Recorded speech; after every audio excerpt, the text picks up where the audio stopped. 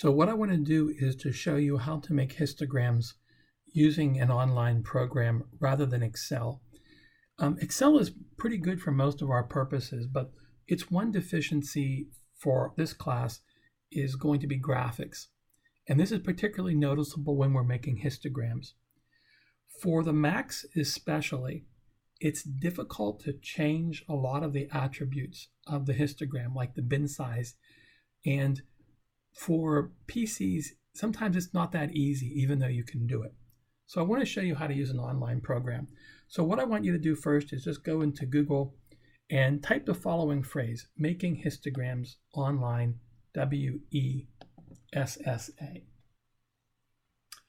And that's going to take us to a website that will let us just paste our data from Excel and make the histogram online really nicely.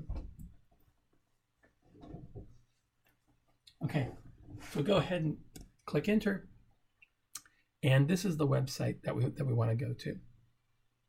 I'm just going to hit this.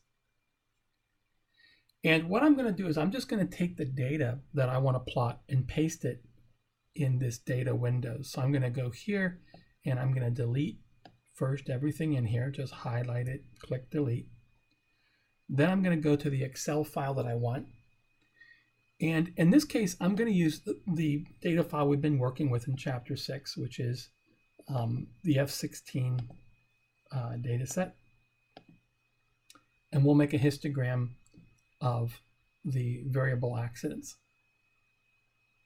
So go ahead and open that up.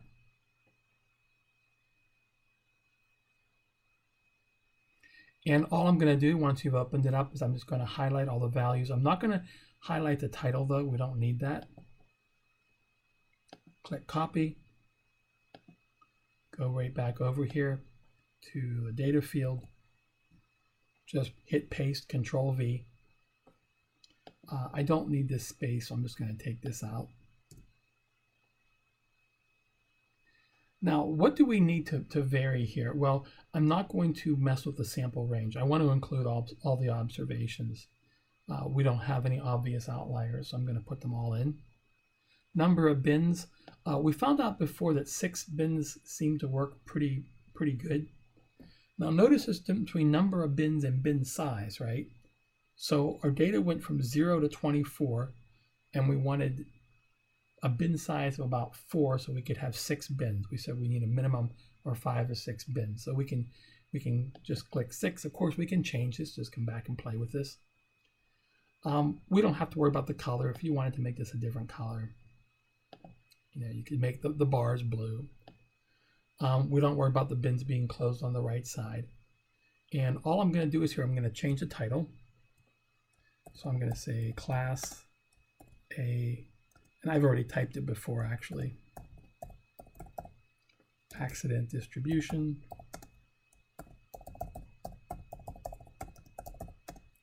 For F16s. Notice that there's a length for the title. So if I try to type in more data, it won't let me. Okay. So it kind of forces you to be somewhat parsimonious in creating labels, which is probably a good idea. Number of accidents per year.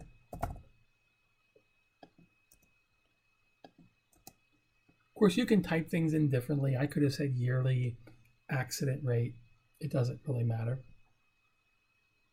And again, the information, you can kind of parse out different ways. I could have put Class A accidents down here and used this to maybe put in a little more information.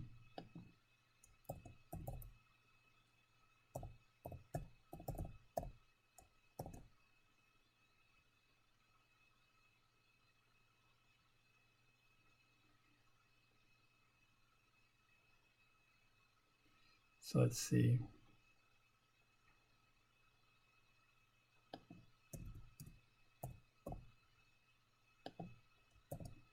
Then I could put number of Class A accidents down here. Okay, so I can fit all the information in. Sometimes you have to play around, just like you edit, a paper for English class. Sometimes you have to kind of edit the labels a little bit. And now you hit compute, and it gives you this really cool table, which you might notice or remember looks like the one that we had in class, but it's actually quite well drawn. There's a bunch of information here. It creates a frequency table for you automatically. For each of the bins, notice it's telling you from 0 to 5, not including 5. There were 6 observations. Okay. It also tells you the relative frequency, which is kind of nice. You could probably cut and paste this out and use this information if you wanted to, but we're not going to. So that's kind of an easy way to do histograms. It looks really nice. The only limitation is you can only make titles and axis labels of a certain length, but that's a relatively small, concession compared to how painful it can be in Excel.